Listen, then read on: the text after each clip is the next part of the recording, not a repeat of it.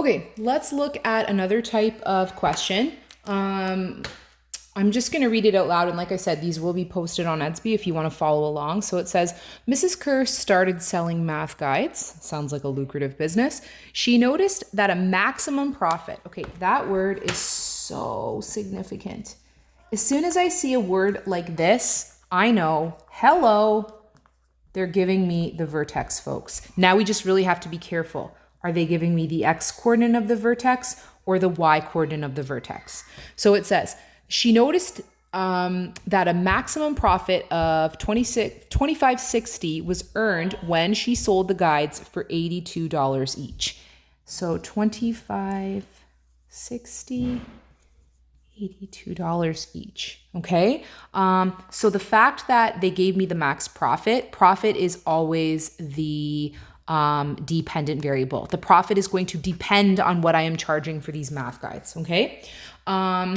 So that's valuable. Then they go on to tell me when she only charged $70 per guide, her profit was $2,502.40. Okay. And it says model this using a quadratic relation in vertex form. Okay, so we just need to make sure that we know what goes where. Okay, because this is the vertex, right? That keyword maximum.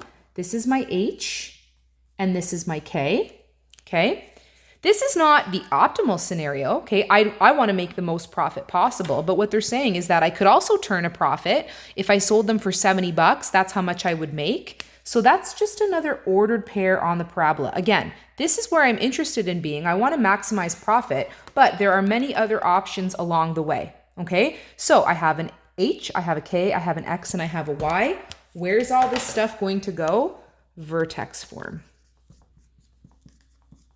So these questions where you're not given an equation, they follow a pretty predictable pattern. As long as you can label the information correctly and you know what goes where, they're really not that difficult. Okay, so Y, again, I love to label these before I start because then I'm organized, I'm ready to go, and I minimize my chance of error. Y is that. A, I don't know, that's what we're solving for. X, I have labeled as 70. H is 82.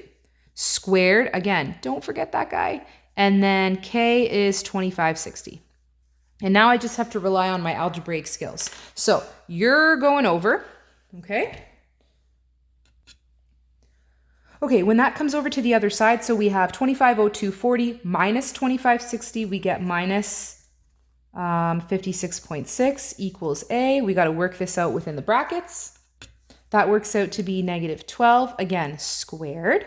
So we have negative 57.6 is equal to A. That's 144, and I'm going to divide both sides by 144 to isolate A. I know A is going to be negative because a negative divided by a positive is a negative. And, oh, it's a nice number, 0.4. Okay, before we go on, let's just stop to make sure. I'm sorry, you couldn't see that. I think it's important to check for sign errors. Okay, so does it make sense that the A value is negative? Well, when I go back to the beginning of the question, it sure does because I'm trying to maximize profit. And I know that if the parabola has a max, it has to open down, okay? So now I'm in good shape. I have my A that I just solved for. I already had my H and my K from before. So now, again, this is a commonly made mistake. Don't forget to put all that good stuff together. The final equation looks like this. There's my A value minus 82 squared plus 2560. And you know that I can't resist writing out a quadratic relation in vertex form without going through the transformations. Reflection in the x-axis, vertical compression by a factor of 0.4, horizontal translation 82 units to the right, vertical translation 2,560 units up. Okay. The next question says, Mrs. Kerr is thinking of charging $95 per guide. So part B, if I charge $95, and it's so funny because you would think if you're charging more, you're going to make more. But those of you with like an entrepreneurial spirit, you know that's not necessarily true. Maybe if you're charging more, now you need to pay your employees overtime. Now you need to work on the weekends. Now you have to order supplies that you don't necessarily need. So you can't just assume that because you're charging more, you're going to earn more. Questions like this, I see students freak out over, but again, read the question because these ones are not tough. How much, why, how much are you earning? How much are you going to earn if you charge $95 a guide? I'm going to cheat with my whiteboard here. Let's plug 95 into the equation and go to town. Okay, I decided to spare you the pain of watching me do these calculations again. So in this case, when we charge $95 for a guide, we're only turning a profit of $24.92.40. And you can see that's obviously less than what our maximum profit is. Okay, the last question here wants to know, solve for the price of the study guide that Mrs. Kerr must charge to earn a profit of $21.50.40. Okay, so let's get rid of this here. Okay, so this was my quadratic relation originally in vertex form. So what they're saying is solve for the price. I don't know what the price is.